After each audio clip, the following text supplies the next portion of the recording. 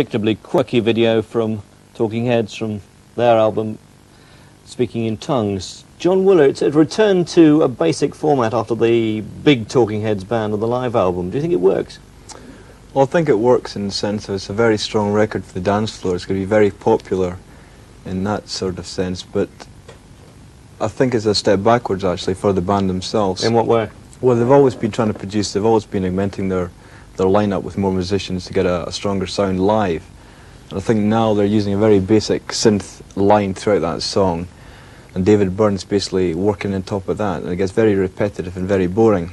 It's very much a David Byrne song, exactly, isn't it? Tina exactly. Wayne with Jerry Harrison hardly in but there I think at all. live is going to fail because of that.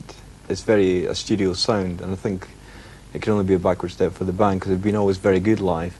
I think this is going to be the downfall if they go into this sort of material now. Trevor Dan, do you enjoy it? I agree with John that it's not a progression from the last album, and particularly the live album, which I think showed them at their best and showed David Byrne's material being interpreted at its best, and this is a lot simpler.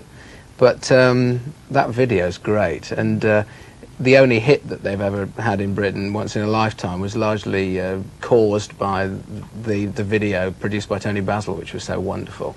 And if that gets shown a few times, then I think they could have another one with that. I always liked them best on the very early songs, the very edgy, sort of paranoid songs like Psycho Killer and songs like that. I like that Spartan sound that they get. But as I say, I agree with John that in a sense what they tried to do later was to enhance that whilst keeping that jerky, emotional tightrope feeling, whilst at the same time making it just kind of filling the sound out a bit, which I think made it more accessible to a lot of people. It is less paranoid and more of a sort of direct aim for the dance floor. Douglas Keane.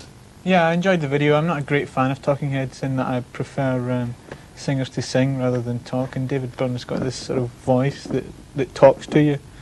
But as Trevor said, the video will sell the single in this country, as it did the Once in a Lifetime. Do you think it's too much of a David Byrne record?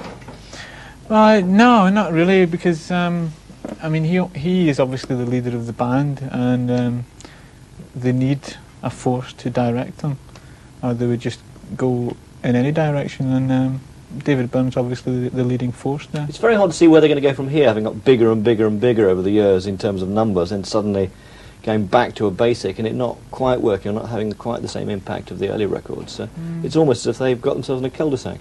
Maybe he doesn't think that he has become such a success, and he's obviously looking to another avenue to try and get that success. But this will be the commercial hit he thinks he's going to get then? And anyway, I don't think they are a they anymore. I think you put your finger on it. What Chris and Tina want to do is make Tom Tom Club records, and what David Byrne wants to do is make David Byrne records, but the name Talking Heads is likely to sell more. And the Tom Tom Club are another very successful story. That's right. Thanks a lot.